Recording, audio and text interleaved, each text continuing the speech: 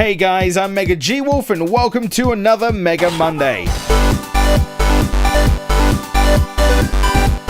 It's the first official Mega Monday of 2017 and I've got a hat on because my hair is terrible. I feel like this is going to be a trend. Let's talk about the Nintendo Switch! So I didn't intend on getting a Switch at launch. I was going to wait until about summertime, but in the end I decided to get it. I'm a weakling, I know, shun me in the comments. But honestly, I wanted to get it because, one, I really enjoy Nintendo consoles usually. Two, it's kind of like a thing I could talk to you about, and I want to do that today. I want to talk to you about the Switch and my first impressions on it. So let's quickly go over what you get inside the box for the most part. You get the Switch unit itself, got that lovely logo on the back. You got your two JoyCons, you got your Joy-Con dock. I don't actually remember what this thing's called, but you get dock. You get the Switch dock, you get your power lead, you get your HDMI. Oh yeah, and you get those two little like wrist strap things. So overall, a nice little neat package. And I'll say, first impressions with the system are good.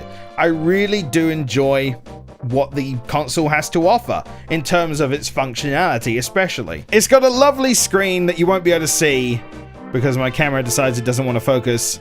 But that's really good quality. I love that. And of course, if you don't know the benefits of the Joy-Con, you can just put that on, and of course the other side as well, to make it a little portable system, and then you can just slide that off as well. It has a stand on the back as well, which seems fragile. Like, it does seem like...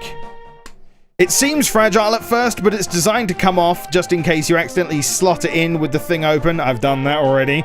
Or something pushes it while it's rested, so it is a bit flimsy, but overall it does the job really well. The Joy-Cons are very durable. Like, these things are built to last, which makes sense considering you'll be sliding them off and doing all kinds of things using the dock, which has been a really awesome little experience for me as a person who likes their controllers. This is actually surprisingly comfortable. Like, it feels good in your hands and works great for something like Zelda. Overall, my time with the system has been really fun. It's been really good. I feel like it has a lot to offer, especially for people who are into the mobile gaming market as well as the home console market. Now, there are some downsides to the Switch, and I'll go over those right now. Of course, if you were online and threw a stone at an article about the Switch, you will hear about the left Joy-Con disconnection issues. Some people say it's fixed, some people say it's not fixed at all, or it's even worse. Now, when it comes to my experience with the left Joy-Con, I've not really had that problem. I've not really had it disconnecting at all, and if it has, it's because I've tried to make it disconnect. Like, I've purposely done things like play it under the desk while the Switch is over there kind of thing. Or the only other time I've heard it or felt it disconnect is when my Switch was here and I'm all the way over the other side of the room, which might seem bad considering certain other wireless controllers work from like other rooms, essentially. Some people have said theirs do. Some people say their Joy-Cons work from other rooms. I don't know. For the most part, I've not had any problems with them in general use. And if I have, it's not been with just the left, it's been with both. So, I don't know. Now, they have gone on record and said it could be other things like wireless headphones. I have wireless headphones. I have a lot of electronic stuff in here. So it's probably no surprise that something might be interfering with it, which could very well be the case. And I don't know if they can update something on the Joy-Cons or the software inside the Switch to help that, which they might try and look into. So be aware of that. And in general use, it seems like, for the most part, a good majority of people will be fine with these. Now, the unit itself is perfectly fine, except for one thing. I feel like they shouldn't have gone with a plastic screen, because I've seen a few articles saying that you can scratch it pretty easy just by putting it in the dock that they provide, because there's no padding on the dock, which kind of seems like a weird choice to me. And as someone who has been careful taking it in and out of the dock, I haven't seen any scratches on my screen yet. No matter how hard I look, there have been no scratches on it whatsoever.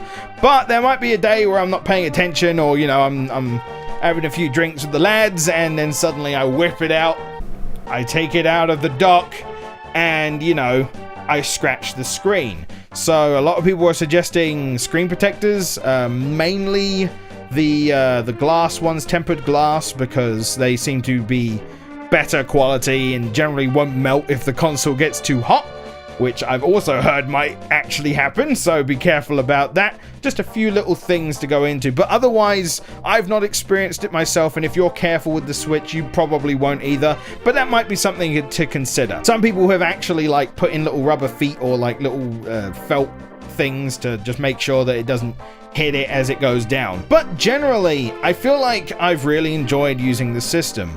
It might not have the power of the PlayStation 4 or the Xbox One or a PC, for example. A lot of people have been harping on that, and I don't feel like that's a negative point, honestly. Like, these people who think that graphics make or break a system are definitely thinking too small, because you can have something that looks hyper-realistic or has all the particle effects in the world, but if it's a bad game, it's a bad game. It doesn't matter how it looks, it's not going to redeem it. And I feel like Nintendo have always been pretty good about that. Like, have always been good about theming a level or like theming a game, having a certain art direction, a certain feeling they want to go for, usually colorful, bubbly, you know, energetic, and it really shows, honestly. And they always have a good game to back it up with. That's why Nintendo sell. That's why people are saying, oh, the Switch is dead on arrival, mate. I wonder how many units they sold on day one. Just because they're Nintendo and that people know what to expect from them. Now, of course, I love a good looking game.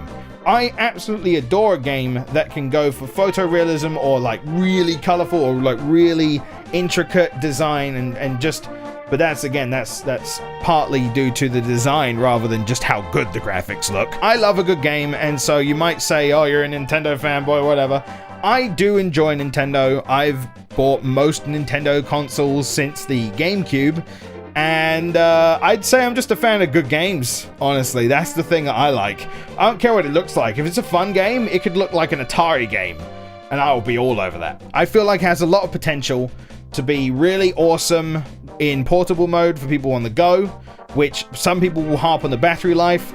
And I mean, yeah, that can be a little bad, but you can turn the volume down, turn the screen brightness down, minimize impact. Hell, because it runs on a universal USB-C charger, you can carry around one of those bricks that you've been using on your phones to play Pokemon Go to charge this thing as well. And that's like something that I don't feel like people have mentioned much, because it's one of those ones that you can also buy to like plug into walls, to wall sockets, right? I think that's the type. But overall, it's a great system. I'm sure there's something I haven't mentioned here. We've mentioned left Joy-Con connection issues. We've mentioned the screen being made of plastic. A few people have had like blue screen of death, similar to red ring of death and the light on the PlayStation. You know, all consoles have this on launch, where something will be wrong with like a 0.5% of the consoles sent out hardware wise. So, you know, sometimes they'll have a few news, oh no, it's the apocalypse, when really, you know, other consoles have had this issue. A few people have mentioned dead pixels, which that sucks, especially considering Nintendo are on a stance where they're like, it doesn't count as a defect, just put up with it. That kind of sucks on both ends. The fact that you got it like that and the fact that Nintendo refused to do anything,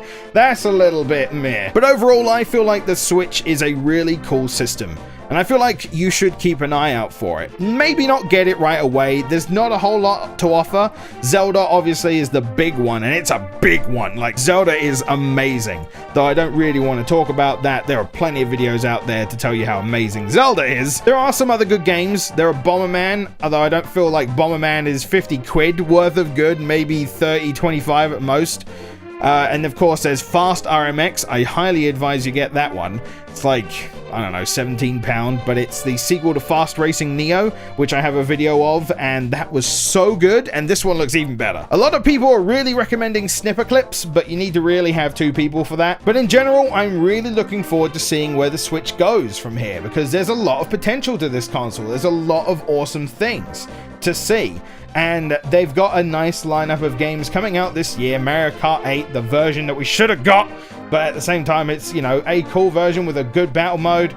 Splatoon 2, Mario Odyssey. There's a ton of indie games coming out that will be really awesome with the Switch's portability. Specifically with that in mind, there's some good titles coming out. There's a new Blaster Master coming out in a couple of days, for God's sake. I'm really enjoying the system, and I'd love to hear what you guys think. If you're enjoying it, if you don't want to get it right away, or if you're really against it for one reason or another.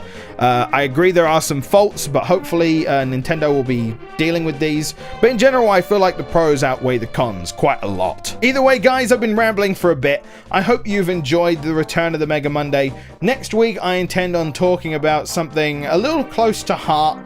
I'm going to be doing these fortnightly, so that will be in 2 weeks. But unless, of course, something else comes up. Either way, guys, I hope you've enjoyed. Since this is Mega Monday, I'm going to do a little bit of promotion, I suppose. Follow me on Twitter, @SuperGWolf.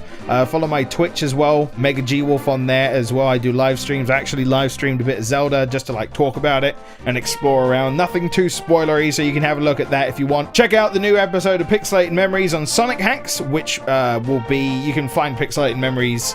Actually, I should put a link to that in the description below, so I'll put that in there. And throw us a like if you enjoyed this. I hope you did. Comment below about the Switch if you're interested. And I will see you next time. Take care. Okay, thanks. Bye.